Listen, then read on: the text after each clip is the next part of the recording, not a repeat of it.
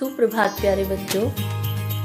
आज हम हिंदी की पुस्तक प्रज्ञा प्रवाह में भारतीय नववर्ष पाठ 2 पढ़ेंगे व समझेंगे कि भारतीय नववर्ष किसे कहा जाता है और कब प्रारंभ होता है भारतीय नववर्ष, और भारतीय नववर्ष के दिन क्या क्या बातें हुई थी या क्या क्या ऐतिहासिक तथ्य जुड़े हुए हैं, वो हम इस पाठ में पढ़ेंगे। ठीक है बच्चों, पाठ 2 भारतीय नववर्ष पढ़ना शुरू करते हैं। भारतीय नववर्ष चैत्र मास की शुक्ल प्रतिपदा प्रथम तिथि को मनाया जाता है। इसे वर्ष प्रतिपदा महोत्सव भी कहते हैं। जैसे आपने कई बार नोटिस किया होगा कि जब हम नया साल मनाते हैं तो वो कब मनाते हैं 1 जनवरी को ना, तो वो अंग्रेजों का नया साल है। ठीक है, भारतीयों का जो नया साल है या नववर्ष है वो कब मनाया जाता है, वो चैत्र मास की शुक्ल प्रतिपदा यानी प्रथम तिथि को मनाया जाता है। अगर आपको याद होगा तो 13 तारीख को अभी हमने भारतीय नववर्ष मनाया है। ठीक है, अभी 13 तारीख को जब हमारे नवरात्रे शुरू हुए, पहले दिन नवरात्रे वाले दिन हमारा जो है नववर्ष सेलिब्रेट हुआ। स्कूल में भी हवन किया गया क्योंकि उस दिन नववर्ष प्रारंभ हुआ था हमारे। तो भारतीय नववर्ष अब चैत्र मास चल रहा है। चैत्र मास की शुक्ल प्रतिपदा यानी प्रथम तिथि को मनाया जाता है। इसे वर्ष प्रतिपदा महोत्सव भी कहते हैं। हम नववर्ष पर कुछ विशेष कार्य करते हैं, कुछ स्पेशल काम करते हैं। क्या करते हैं? अपने घरों को सजाते हैं, नए वस्त्र धारण करते हैं। ठीक है, घर में तरह तरह के पकवान बनाते हैं और बांट कर खाते हैं। और क्या करते हैं इसमें? इस दिन सभी प्रकार के कार्यों को आरंभ करना शुभ माना जाता है। नवरात्रे भी, पहला दिन नवरात्रों का था अभी देखो। तो क्या होता है कि इस दिन हमारा नया साल है, तो इस दिन हम कोई भी अच्छे काम की शुरुआत करेंगे तो वो शुभ मानी जाती है कि हम नववर्ष का जो चैत्र मास की जो शुक्ल प्रतिपदा है उस दिन को हम आरंभ करेंगे या कोई भी कार्य हम प्रारंभ करेंगे। ठीक है, नेक्स्ट देखिए, आगे लिखा है भारतीय नववर्ष से जुड़े ऐतिहासिक तथ्य, यानी भारतीय नववर्ष से जुड़े कुछ इतिहास में तथ्य लिखे हुए हैं कि इस दिन क्या क्या हुआ था। प्रभु श्री रामचंद्र जी का राज्याभिषेक इसी दिन हुआ था। इतिहास में लिखा गया है कि जो प्रभु श्री रामचंद्र जी थे उनका जो राज्याभिषेक था, यानी जब उनको राजा बनाया गया था, गद्दी पर बिठाया गया था, उनको राज तिलक किया गया था, वो इसी दिन किया गया था। ठीक है, सबसे पहली बात तो ये कि श्री रामचंद्र जी का राज्याभिषेक हुआ था। दूसरी बात क्या थी कि यह गुरु अंगद देव जी का प्रकटोत्सव का दिन है, यानी श्री गुरु अंगद देव जी जो थे उनका प्रकटोत्सव का दिन है।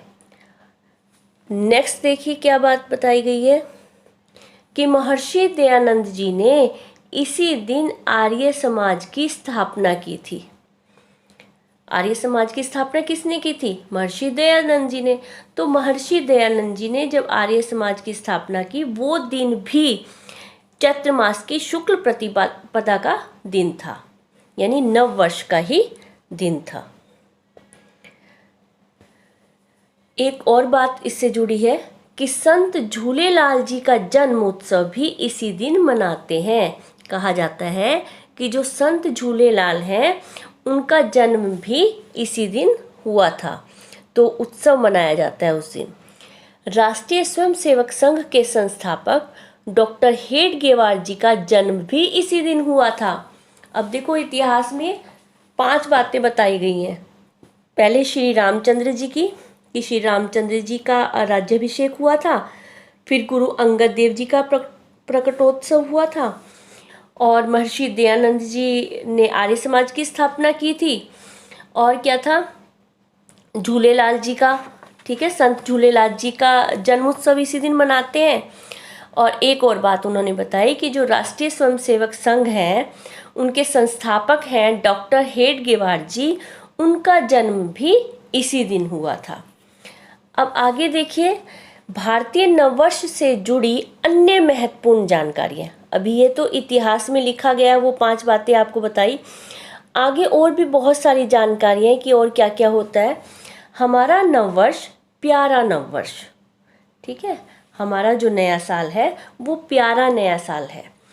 भारतीय कालगणना चैत्र शुक्ल प्रतिपदा के दिन से ही आरंभ होती है।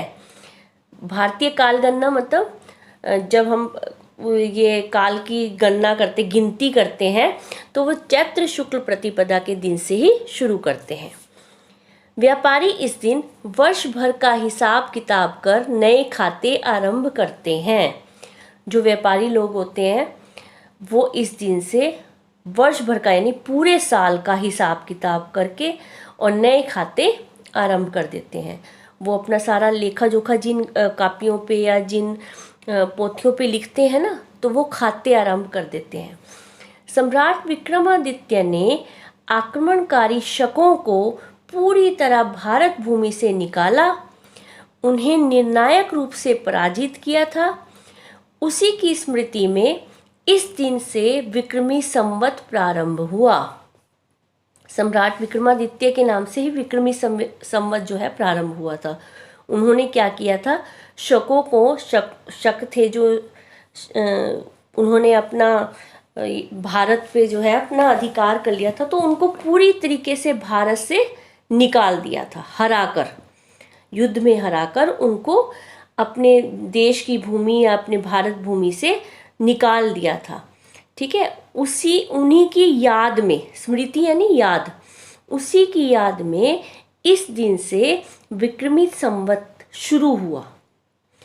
इस दिन ब्रह्मा जी ने सृष्टि की रचना की थी। अब एक और बात जुड़ गई कि इसी दिन जो है ब्रह्मा जी ने सृष्टि यानी हमारे संसार की रचना की थी।